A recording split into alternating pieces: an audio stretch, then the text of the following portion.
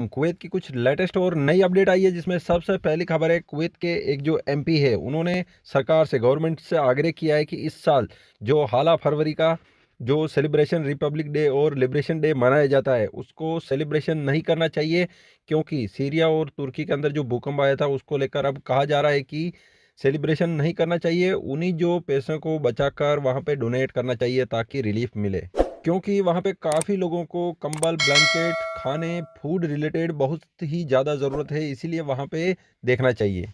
Kuwait से कई सारी ट्रकों में खाने से रिलेटेड जो सूखा राशन होता है वो कई सारा भेजा गया कुवैत से सीरिया और तुर्की के लिए।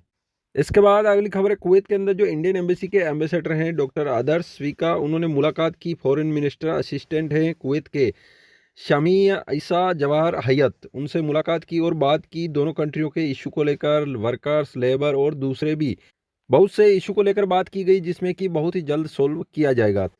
गल्फ कंट्रियां हैं, उनमें सबसे ज़्यादा एम्प्लॉय इंडिया से किस कंट्री के अंदर गए हैं 2022 पिछले एक साल में, यानी कि पिछले साल किस कंट्री में सबसे ज़्यादा इंडिया से वर्कर्स, लेबर काम करने के लिए गए, तो वो उसमें सऊदी अरबिया का नंबर टॉप आता है। 1,78,630 वर्कर्स इंडिया से गए हैं 2022 में। सऊदी अरबिया टॉप लिस्ट में आता है, वहाँ पे काम करने के लिए गए।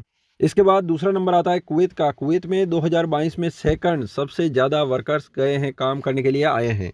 ये आंकड़ा 2021 में कुवैत में 7वें नंबर था, लेकिन अब सेकंड नंबर पर आ गया 2022 में। 2023 का पता चलेगा कि फर्स्ट पे आता है या नीचे खिसकता है। जो बजट कुवैत में सेलिब्रेशन के लिए पास किया गया है फरवरी में, लिबरेशन डे और ये जो नेशनल डे मनाया जाता है, इसको लेकर जो बजट अगर आगे भेज दिया जाता है सीरिया तुर्की में, तो फिर सेलिब्रेशन नहीं किया जाएगा।